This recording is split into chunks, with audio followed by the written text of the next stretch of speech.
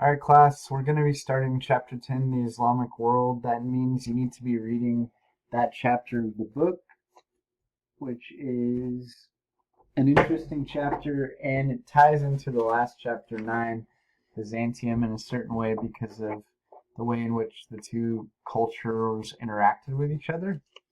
We talked about how the Ottoman Empire, which was part of the Islamic world, eventually conquered the Byzantine Empire. So there's a lot of interaction there, but not so much stylistically. It's quite different in this chapter, so we're going into new things.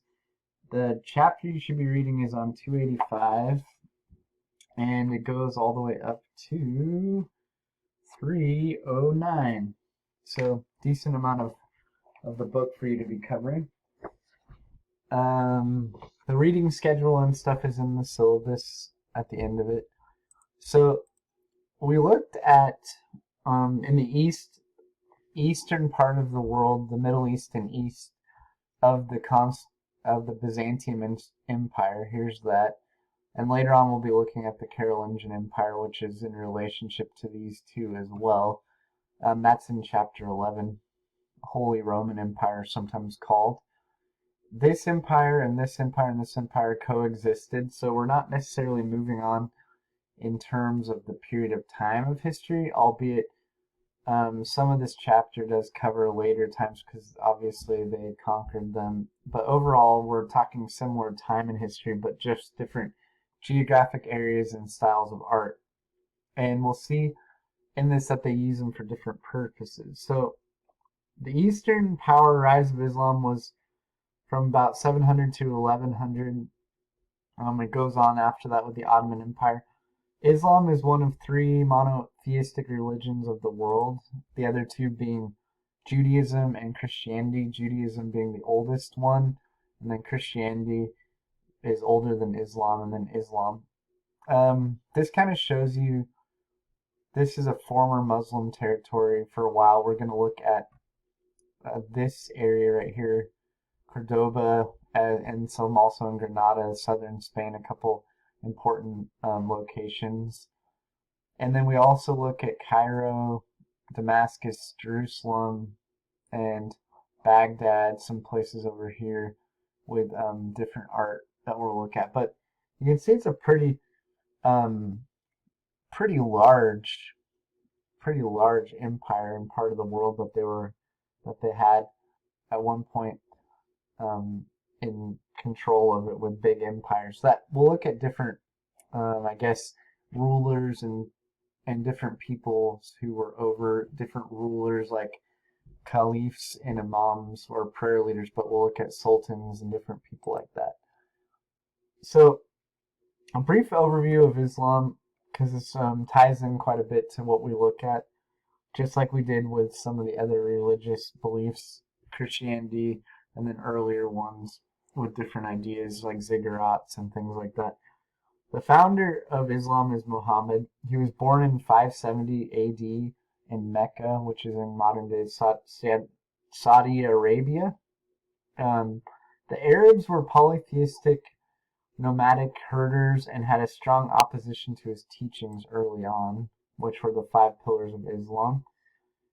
By the time he died in 632, it was only really established in Arabia, but then through aggressive campaigns of conquest, conversion, within a decade after his death, he had a whole part of Arabia and then Palestine, Syria, Palestine's over here, Syria, as well as Iraq and northern Egypt. So only a decade after Muhammad's death, this whole part of the world was Islamic.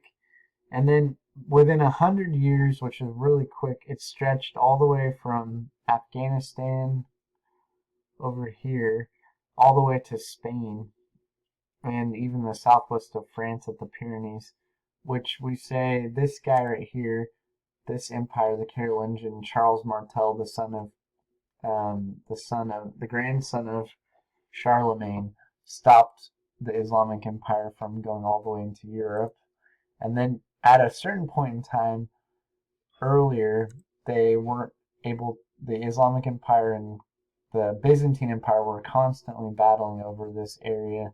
This area had used to have been Constantinople, under the control of Constantinople. Why am I saying Constantine? I mean Byzantine.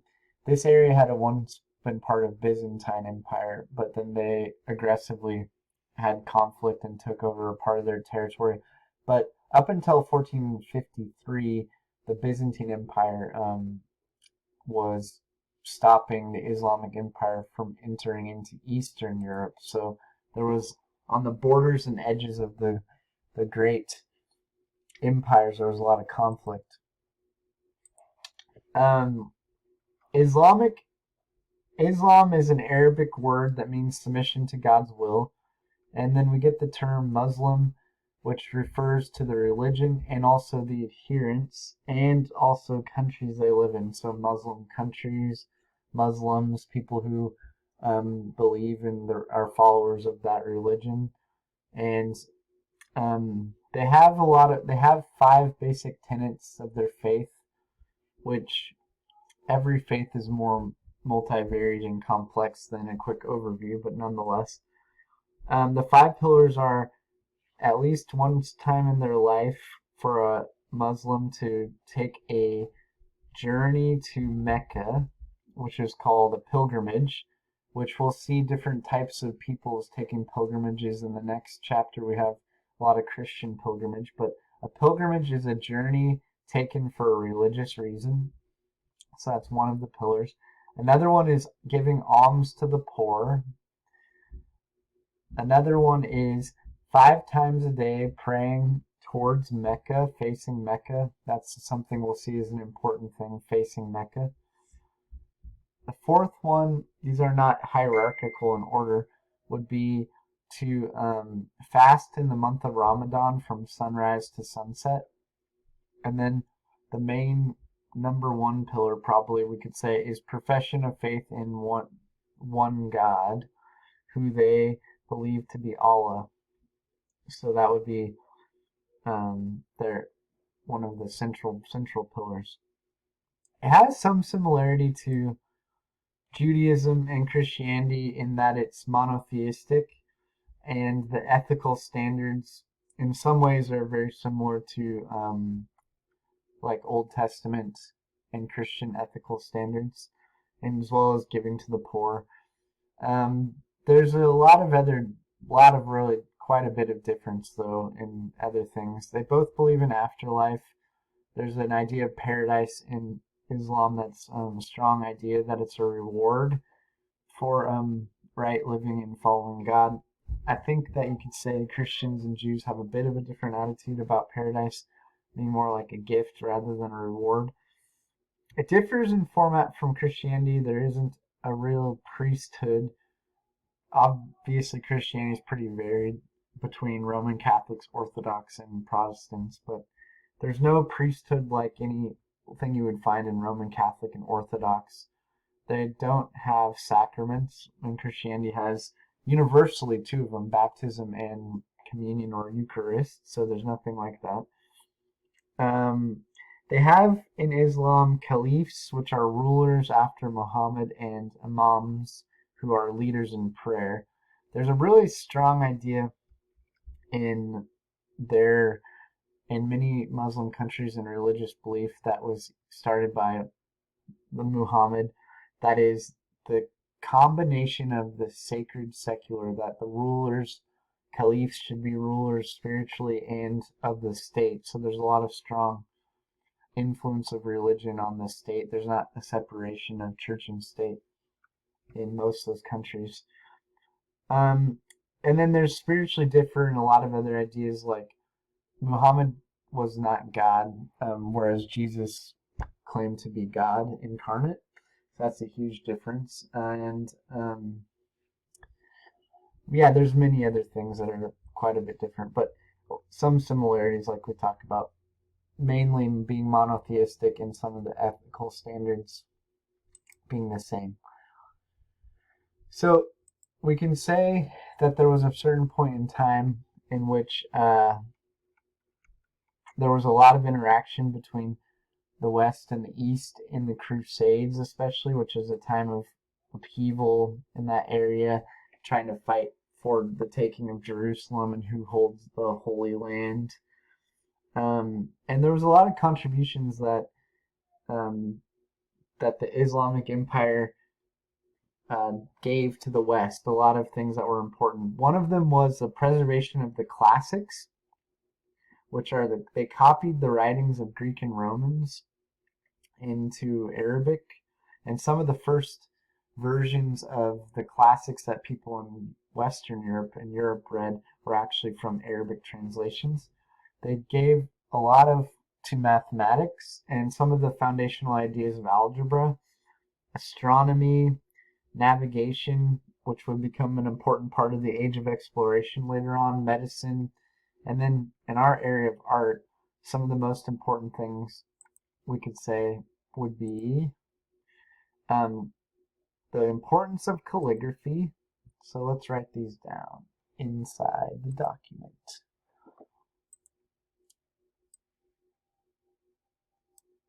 The importance of calligraphy. What else? Avoidance of the human form. We'll see a lot of that, as well as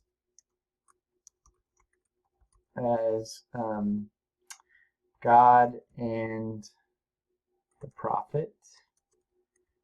That's a really important thing for them, which led to floral and geometric ornamentation. Which is interesting. We'll see a lot of very cool arabesque things and patterning. There's not any real sculpture, non-existent. It was evil for them in the sense a lot of times we only see like one or two examples because of representation. But because of some of this architecture flourished a lot. And we see their influence in certain types of art, a pointed arch that we're going to see in the Gothic period because of the influence of Islamic architecture on people who went to that part of the world in Crusades. We see especially the architecture that flourished were mosques, especially. And we'll look at a lot of mosques in this chapter.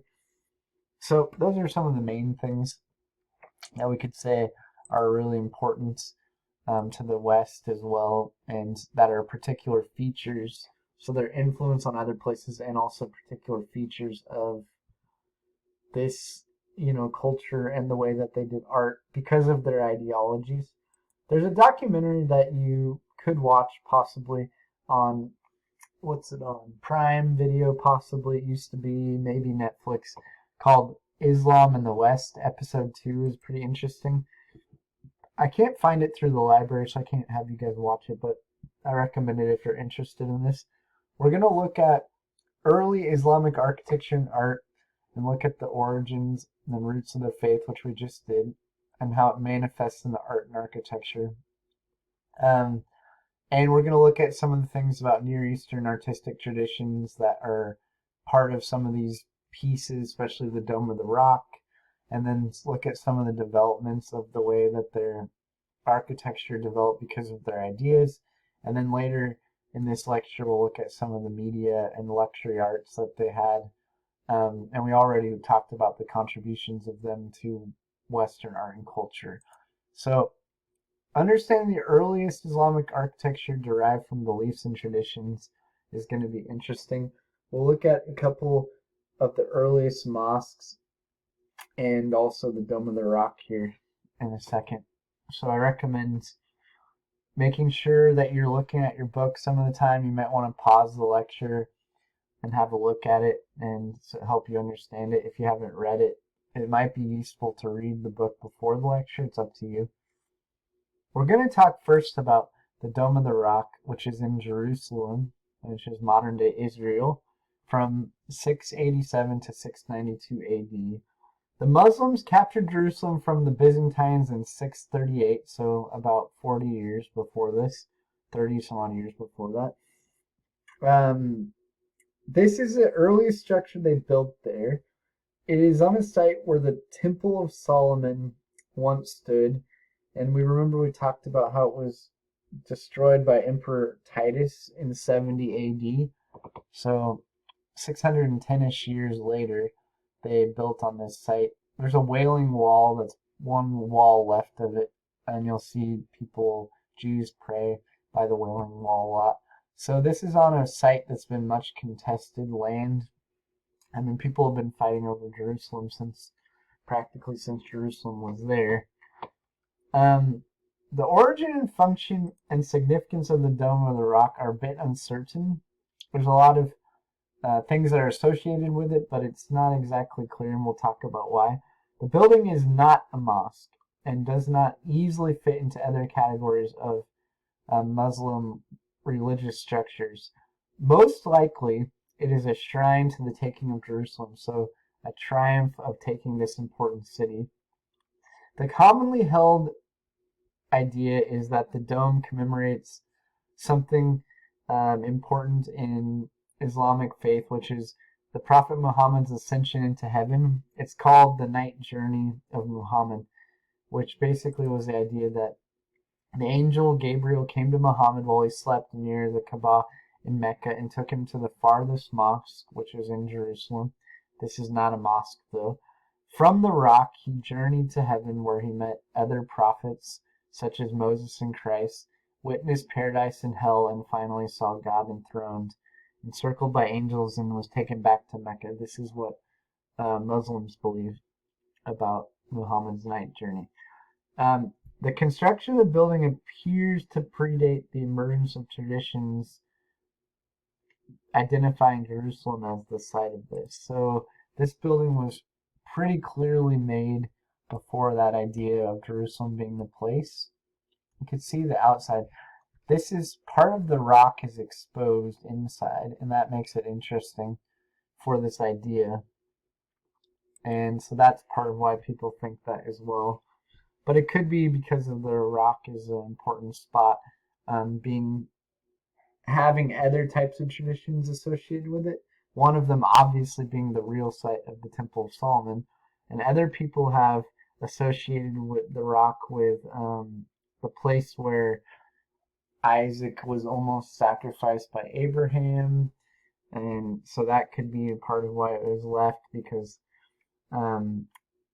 Muslim traditions sort of do spring out of common ground in that Ishmael and Isaac were the two sons of Abraham. Isaac became the son of promise of the Jews, and Ishmael the Arabs. So there's a common kind of ancestry in that way.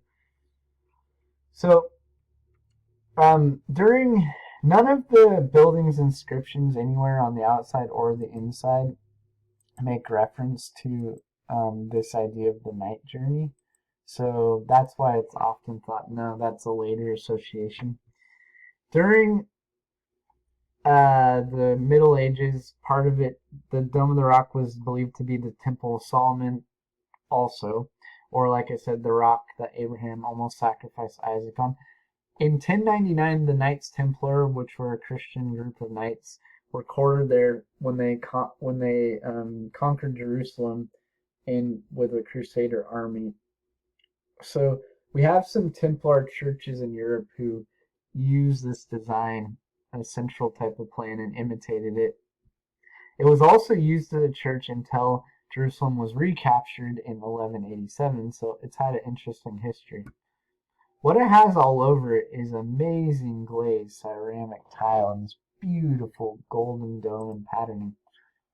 You can see a close-up of that ceramic tile there. And it's made of gold on the outside of the dome, marble, wood, stone. It actually has a similar ground plan to San Vitale. It's a central plane structure, and it has a firmly in the tradition of late antiquity, that period of time. It's firmly in the same tradition, domed central plane structure. So you can see how it's very similar, and it's a domed centrally plane structure. So it's really firmly in that tradition. It's positioned near the wide center of a raised platform with an octagonal base, 8-sided base, topped by this gilded wooden central dome. So it's a doubly shelled central dome, and it's made out of wood, and it has gilding, which is gold, on the top of it. You can see the inside of it there. It's been really highly decorated, and it has inscriptions, but none of these talk about that night journey. But look at the detail in this thing. And the outside, those glazed tiles are not original. They've been updated later on in the 16th century, I believe. Let's see. Yeah. So inside around the octagonal arcade, let's see if we can get back to that picture. Here's these inscriptions. They are mostly from the Quran, which is the sacred text of Islam. It's a word that means recitations because it's believed that it was given to Muhammad by the Archangel Gabriel. That's what Muslims believe. And much of it underscores this idea of Islam being the new superior monotheism, theistic religion, which kind of ties into the idea that this probably was a shrine to the taking of Jerusalem. There's a lot of these vegetal type of patterns that interlock, and this weaving intermixing with imagery of jewels and crowns. And they're similar in a way, you could see, technique to found in Byzantine public buildings and churches. But they don't have any representations of human or animal forms, so no zoomorphic. And that's really important to them because of their beliefs in representation. Like I said, the exterior tiles were restored in the 16th century, and they replaced the original mosaics. You can kind of see what would have been like maybe on the outside, inside the dome here. Probably similar originally to it. So it's an interesting building, really beautiful. There's exposed rock. You can see all the marble and the gilding, and really like the fine craftsmanship on this building is pretty amazing. I think it's got basically just all over amazing glazed ceramic tile and mosaic all over it, inside and out. So that's one of its most beautiful features. You can see Corinthian columns inside where the rock is exposed in these marble columns. So you see still some of the influence of ancient Rome still coming through in things even now, even in modern architecture, right? So continue on that tradition of ancient Rome. You can get pretty close to the rock that's exposed right there in that area. But that shows you the beautiful windows that let light in. Looks like the clerestory windows in San Vitale. And you could even think of Hagia Sophia. There's just these rounded horseshoe arches are characteristic of Islamic architecture. Also, we're going to see multi-lobed ones later on, and this like alternating patterning inside of the arch. We're going to see quite a lot of that in some of the mosques coming up as well. So you need to be able to recognize the slides of this building. Next, we're going to look at the Great Mosque in Damascus. There was a transfer of the capital from Mecca to Damascus. It happened in about 661 by the Imrads. There was a Caliph al-Walid. He purchased a Byzantine church that had been a Roman temple and built a new mosque. So before Damascus became sort of the capital, the caliphs were the future rulers after Muhammad that were like a succession of him. They when they transferred the capital here, they needed a great mosque to go with the capital.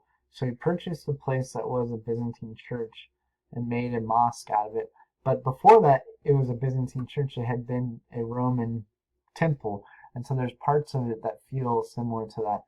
There's also architectural salvage of different types of stonework that were used in this that tie into it. This is a place of communal worship, function of it.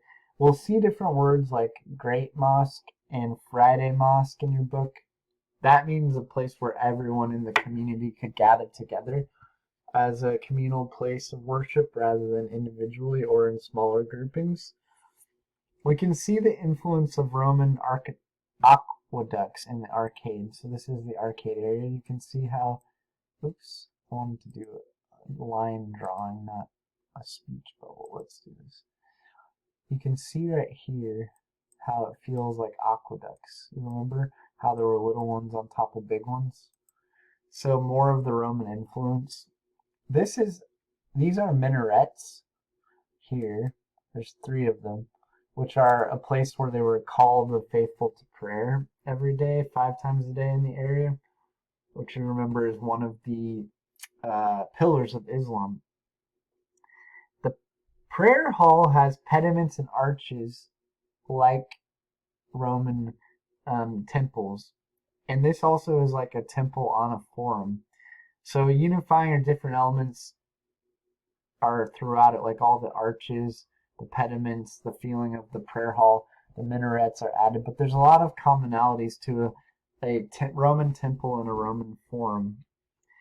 Adding in the minarets, and then inside we'll see the mihrab, the qibla wall, and the platform for the imam, who's the prayer leader, called a minbar, that are different types of elements. But these are common things we'll see in mosques, those type of features. This is a detail of the mosaic in the courtyard. So look at these gorgeous mosaics. There's like these beautiful structures in kind of a garden-esque environment, like villas with trees, gardens, and rivers. You can see this is influence of Byzantine workmanship and the gold in the background, if you remember it being all over Byzantine mosaics. We can see that this is probably maybe even have been made by Byzantine artisans, but definitely the idea is that they were influenced by them. There's no zoomorphic human or animal, so it continues with that tradition of shunning depictions of this. But there's lost inscriptions that used to be here, that the image was an idea of paradise suspended in gold. And we can see that that's kind of feels like a pretty accurate idea. If you think about where we're located, on a mosque, with beliefs about adherents of this religion being able to obtain paradise, then it makes sense that this would be an idea of art being used to capture or convey a vision of what the future holds for them, and it makes sense that that would be something they would be depicting. And you can see how these are the arches close up, how there's a lot of influence from Roman things and some architectural salvage and the styles being there. So they used a lot of ideas that we've seen before to their own effect, and unified them and then added things to it, basically. So that's an interesting way that architecture has developed over the long haul. We've seen that many times. So we're going to talk about various formal design elements in their work as well as traditions. And we're going to look at this next building, which is also a great mosque, but it's in Tunisia. It's got the oldest known wooden minbar, which the Imam prayer leader would preach from. It has buttressed walls. This is buttressing, the thickening of walls to hold it up. Again with the round arches, the 2 domes, and then this is the call to prayer minaret. You can see in this a plan of a mosque that's very much like a lot of them will look. There is an arcade forecourt here. This is the prayer minaret, a bigger one than we saw in the last one. We had 3 before, this is one of them. So a forecourt with an arcade, all those different arched areas with pillars that we saw. It's overall rectangular, right? Inside the prayer hall, there is this important wall and the mihrab niche and the dome over the top of it. This is a hypostyle prayer hall with all the columns. We've seen examples of this in our book before in different cultures when we think back to Egyptian ones with papyrus and lotuses on the top, and then think back to the Persians with the bull-headed capitals and these great halls with all these columns. The first dome is the entrance.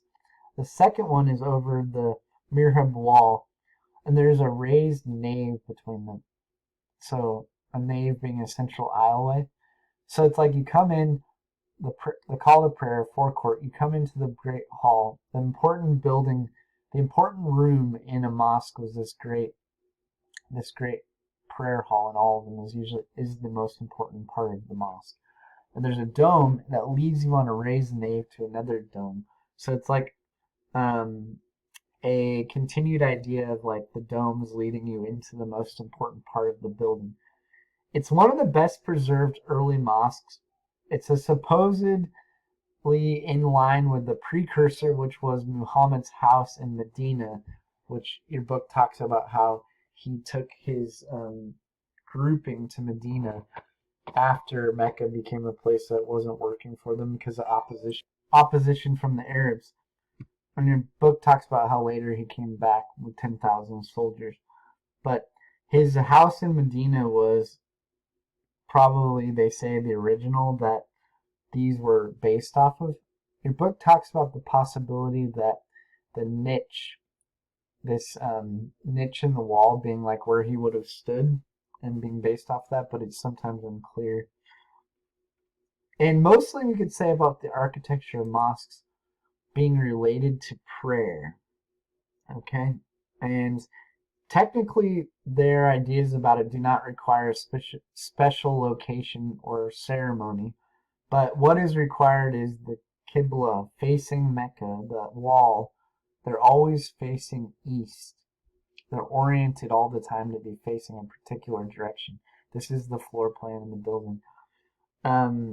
So that's what's required more than anything. Okay? And so the architecture is based on that idea. Everything, call to prayer with the minaret, the forecourt, then these domes facing east like a longitudinal feeling in the high nave. This is part of how the architecture is designed to reflect their ideas. So, and then we often commonly get these hypostyle halls as a common characteristic that we'll see in a lot of them. Ideally, they wanted to make these prayer halls big enough to accommodate the whole population of Muslims in an area. I think as cities have grown, obviously that's couldn't probably happen, but they are really big buildings. And we'll see one in Cordoba, Spain that's pretty interesting. So we want to continue to understand the architectural developments and terminology of their religious funerary structures. So these are those terms: the wall, the niche, the dome, the prayer halls. Those are the type of things you need to be able to understand. This is a one that you need to also be able to recognize. There's a slide list, obviously, for your tests and things. This is an elaborate but really good example of the traditional mosque as well. The principles of design, but then it are similar, but then it incorporated some regional forms as part of it, which is part of the development of architecture. We've seen this idea in previous chapters where there's a sort of general formats and stylistic commonalities, but then they make them their own. So it was built in southern Spain by the first Muslim ruler of Spain. He fled there because his clan was massacred. We're looking at this part of the world. The last ones we're looking at were over in this part of the world over here. So way over in Spain now. So his clan was massacred and he fled there, and they accepted him. And he started the Spanish Umayyad dynasty. For 300 years, the capital was Cordoba. It was built on the site of a Visigoth church. The Visigoths were the ones that the Muslims defeated. By 1200, the northern Spanish kings pushed the Muslims out of Spain. And then by 1300, it was converted to a Catholic church. So it's been used for different reasons over the years. It's still a rectangular religious structure with a courtyard and the prayer hall is the most important part of it. This is looking at it from the side. So you can see we're looking at it from over there. Pretty beautiful building. The outside has different decorations that were added by later rulers. This being part of the added decorations. These are entrances to the prayer hall. This is the east gate. You see this word, it means mosque. And you'll see how they added this beautiful interlocking geometric patterning and this idea of the arches, the horseshoe arches being associated with Islamic architecture, the multi-lobed ones overlapping. And this is carved in relief with these capitals and columns. Very beautiful workmanship. You see the vegetal pattern and the calligraphic quality to it, the arabesque movement, and then contrasting the geometry. It's really a beautiful pattern and gorgeous work. This is interesting also because this alternating voussoirs over the top of it with the white and red, we'll see those inside but not with the same type of pattern, but it's replicating what was inside on the outside of the building. So that's pretty interesting. These elaborate decorations were added by Al-Hakim II, a later caliph, with colorful masonry, intricate surface pattern, and repetition of the imagery inside, like I said. It has an enclosed courtyard. So that's that. This is the ground plane of the building. Enclosed courtyard, and then a really, really large prayer hall with the mihrab right there, and the Qibla wall. Facing Mecca, so that's the important part. Through your horseshoe arch, you have this Qibla wall, and then it has the minaret, which is the call to prayer. We saw them on also the Hagia Sophia when it was transformed into a mosque. They added minarets, so a crier would call to people to prayer at certain times of the day. It was a way of helping them follow through with their religious beliefs. And we'll see a lot of these overlapping arches. These are interesting because they're one on top of the other, but these arches are associated with Islamic architecture, but the origin is actually Mesopotamian or Visigoth. And then these are, like I said, the alternating red and white, that's inside that we saw a version of on the outside, how he added that decoration. Really, really beautiful surface decorations based on rhythmic patterns of lines, scrollwork, and interlacing foliage, tendrils of plants and limes all throughout this thing. Not so much obviously on top of the arches. There's 500 columns and double rows of horseshoe arches, so they're one on top of the other. And you can see the complex geometric mathematical sort of feeling to it. This was because they needed to raise the roof higher, and they were using these short columns that were taken from other structures made by Visigoths and Romans. So they actually took all these Corinthian capital columns from somewhere else, but they weren't going to be high enough with just one, so they actually made these crazy double arches and made it feel like it all matched, making it really interesting compared to maybe the inside of other buildings. I've never seen a building with double arches like that, so it's really pretty remarkable. This is a dome in front of that important mihrab, which is right above it. Exquisite mosaics. They said it was made by Byzantine artisans and added by Al-Hakim II, a later caliph, who also added those outside decorations we talked about.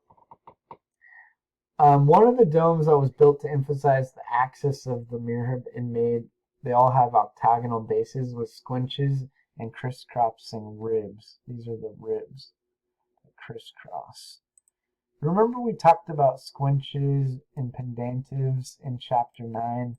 Well, we're going to see common uses because, not so many pendentives, but squinches, because they're trying to put circular and dome half hemispheres on the top of octagonal bases. And these are the multi-lobed arches right there, looking up at them. But look at that beautiful, beautiful, complex geometric designing in the mosaics. Really, really, really beautiful workmanship. So this is a focal point of prayer inside of the mosque. This is the niche. And that dome is right above it. You can see the complex patterning. The portal enables worshippers to be in an idea that people would say spiritually transported to Mecca, the holiest site of Islam. That's why they face it. That's what they believe, part of what they believe. And so this is why they always face that way. All right, we're almost done with this lecture. The next section is about luxury arts, which we said useful or decorative arts that were used in early Islamic architecture. This is a piece that just shows you called Confronting Lions and Palm Tree, a fragment of a textile. We'll see in the different luxury arts that they have sumptuous materials and rich patterns. Wood is pretty rare in this part of the world, throughout the Middle East at this time, so rooms and purposes of them and the use of them is defined by rearranging cushions and carpets rather than furniture like we might think of in the West and Europe. And the centers of production were often the courts of Muslim caliphs and sultans. This is an interesting box that's round with a hemisphere for the lid on top. They have this name Pruxus.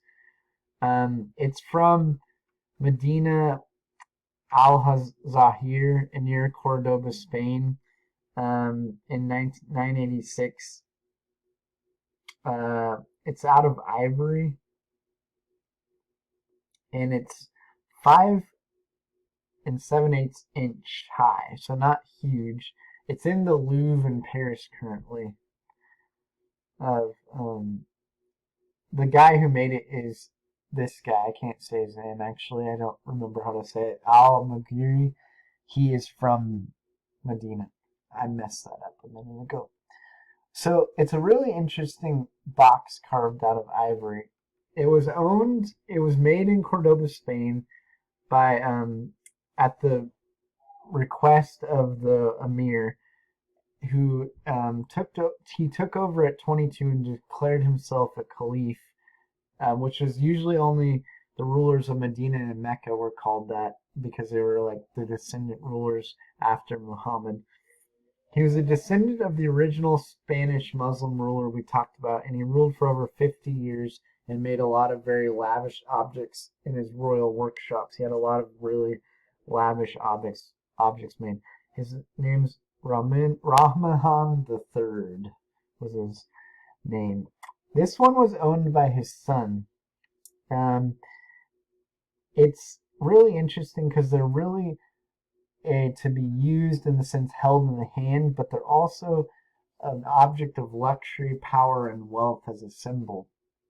And you can see that all over it's carved with this interlocking geometric complex carvings with these medallions in the middle of them. There's 8 of those on it, and they're 4 lobed. They're not 1, 2, 3, 4, 5, 6, 7, 8 lobed.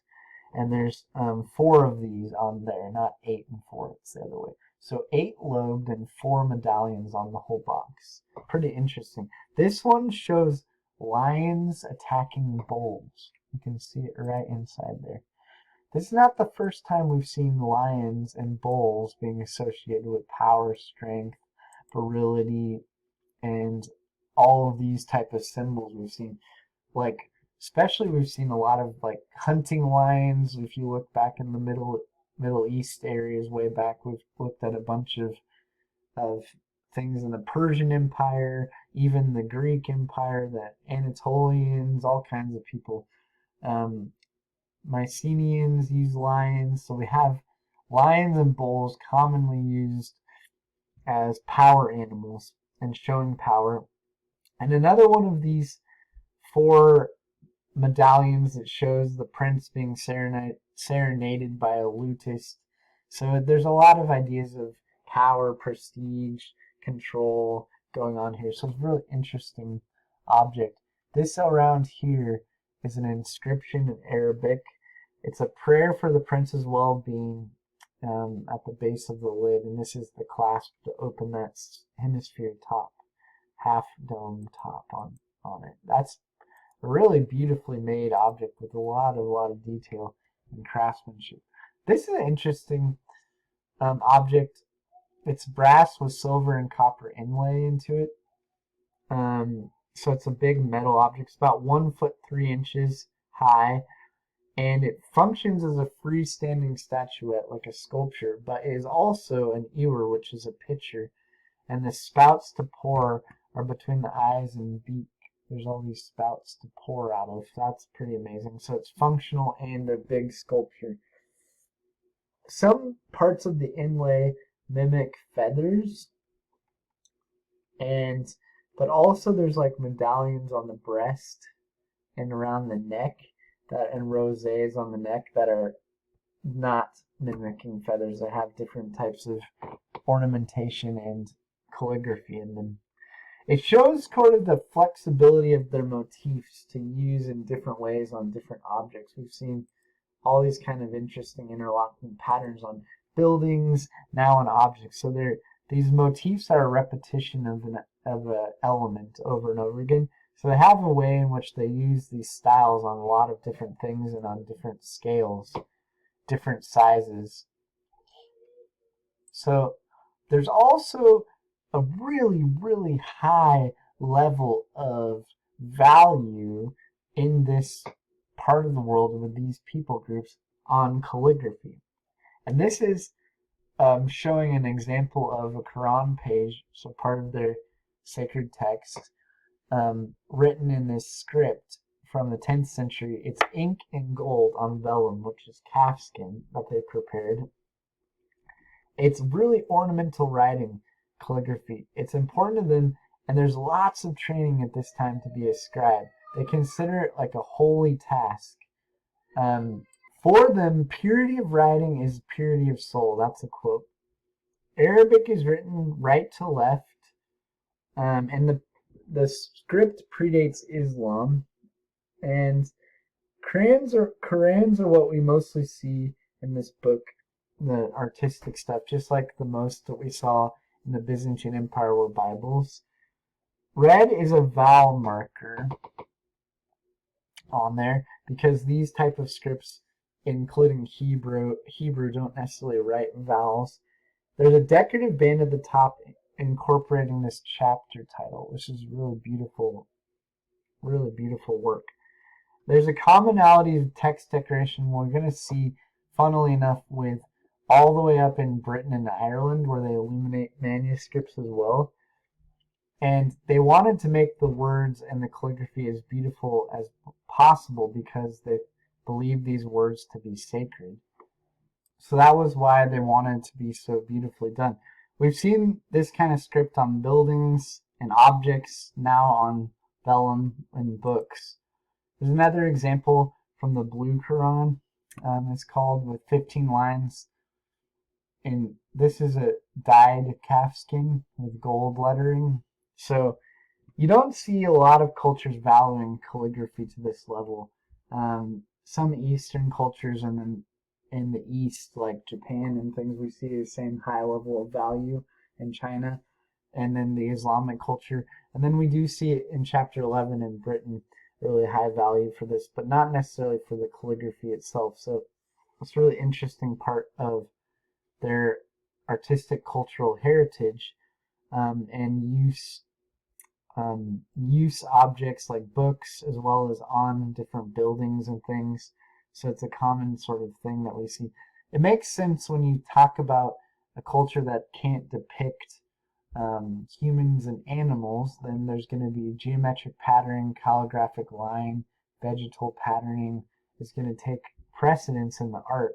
And so this is a case of where the belief and the art style kind of meld, and it's influenced by belief. This is an interesting dish. They had a lot of this workmanship in Iran, this type of work. It's painted in glazed earthenware. This is also calligraphy on the edge, and it's flattened out to make like a rim around it. The decoration extends to create like a circular border that fills the rim with black.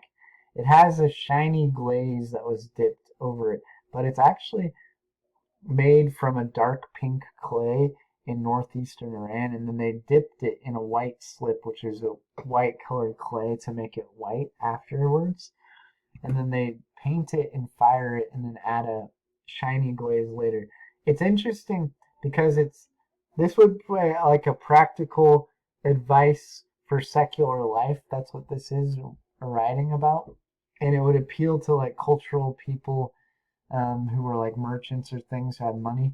It's interesting because it's a play on words, because it has a proverb in it that says knowledge is bitter tasting at first, but it's sweeter than honey, and good health to the owner of the dish as well. So it's funny because it's a play on words. It's a food plate for food, and it's talking about an idea about knowledge being like food. So it's practical advice, but also on a plate. So they're doing something kind of ingenious there. All right, guys. Hope you're doing well out there, and I'll talk to you soon. If you have any questions about this lecture, please feel free to reach out.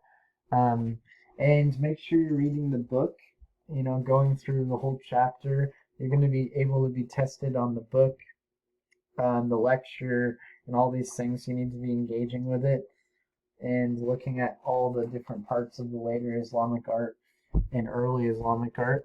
All right, so take care and reach out to me in all the different ways if you need help. Talk to you soon.